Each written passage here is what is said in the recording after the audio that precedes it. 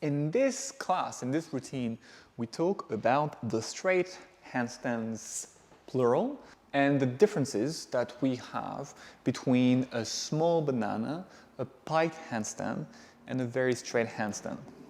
This is a good class if you're trying to get into a straighter handstand. You can already hold something feet together, but it's not exactly the alignment you're looking for.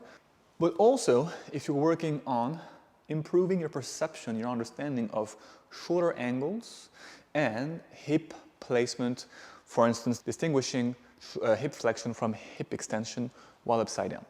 The 4 positions we're going to talk about today are the positions you're likely to encounter as you aim for a straight handstand. If you have ever tried, you're an improver, right, or a bit more advanced, and you're trying to hold a straight handstand, you probably have ended up in one of those 3 positions rather than the 4th, which is a straight handstand. But the first position is the small banana, where we have closed shoulders and the feet overhead.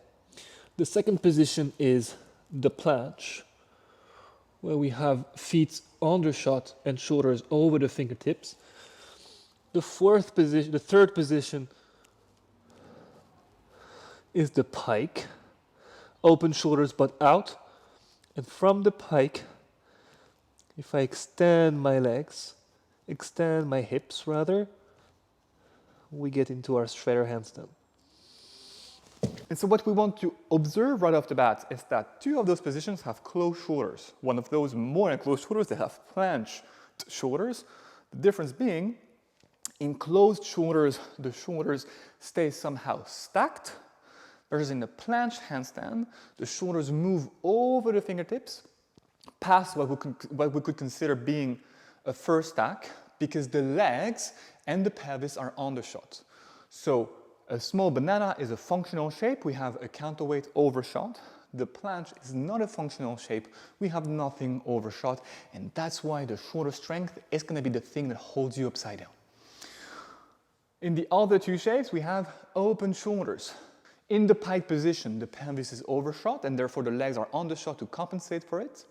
Versus in the straight handstand, the shoulders are open, the pelvis is not overshot anymore, and the legs are at vertical or slightly past it because the hips have been extended.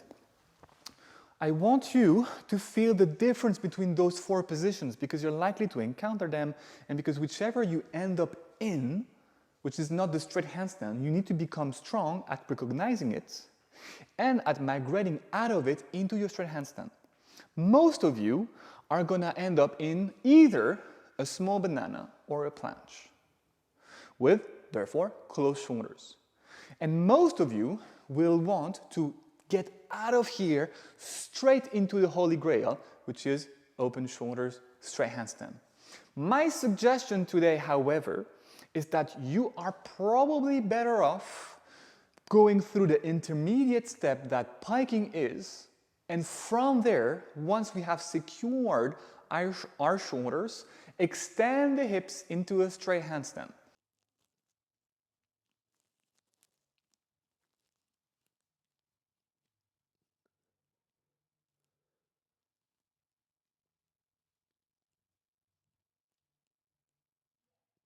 The reason for that being, it's usually easier to work on one variable at a time.